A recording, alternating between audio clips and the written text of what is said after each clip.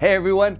A couple weeks ago, on May 1st, the Fed did as expected and kept the overnight rate unchanged. No surprise there. The Fed cited elevated short-term inflation risk and they're maintaining their cautious stance, which means interest rates will be higher for longer. Now, the risk of keeping rates elevated is that they could be too high for too long, and that could spawn a recession. And finding that precise moment when inflation is moving toward the Fed's target of 2%, but before the economy shifts into a recession, has to be spectacularly difficult. The Fed's threading the needle here.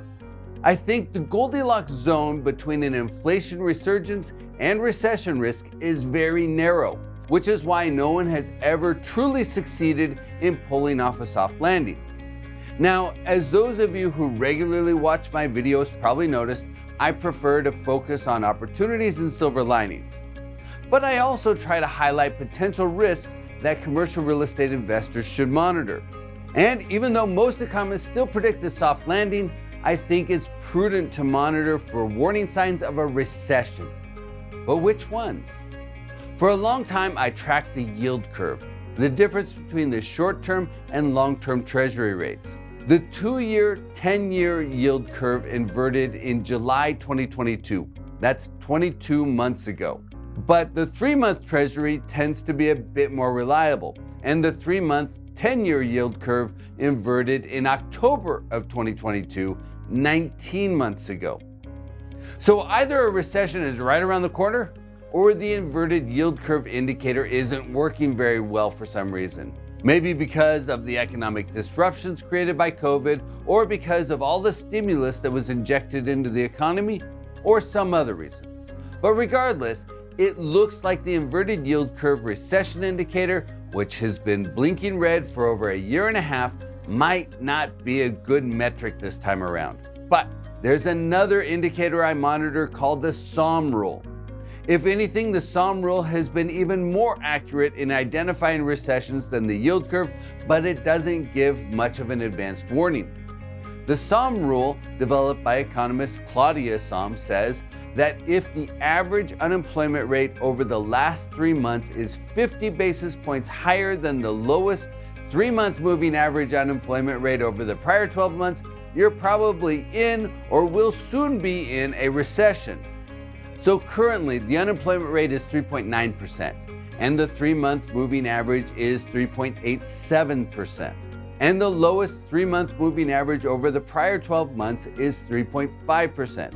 So the difference is 37 basis points, which is below the 50 basis point threshold to signal a recession, which means we're probably not in a recession right now, and a recession likely isn't imminent, but we're getting pretty close to the edge. If unemployment increases by 20 basis points to 4.1% in the next 2 months, then we might face an increased risk of a recession. And that brings me back to the Fed. Both Claudia Som and Moody's chief economist Mark Zandi have repeatedly said that the Fed should cut rates sooner rather than later, and that the Fed is running the risk of breaking something, potentially causing a recession by keeping rates too high for too long. But remember, the Fed's trying to do something that hasn't been done, achieve a soft landing, and they're being cautious.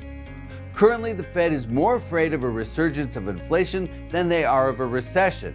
If the Fed does spark a recession, hopefully it would be short and shallow. But you never know. And signs of a recession could probably be enough to spur the Fed to action, causing them to rip the Band-Aid off and cut rates more aggressively. Now, from a commercial real estate standpoint, here's what I think a recession would mean for investors. First, it could slow household formation, weighing on demand for apartments and self-storage. Second, it could restrain consumer spending, weighing on demand for retail and industrial space. And third, it could push interest rates down a bit, which would theoretically spur commercial real estate deal flow following a short market pause as investors recalibrate their underwriting to account for the recession. So we'll keep monitoring the unemployment rate. And as always, we'll keep our eyes on the horizon.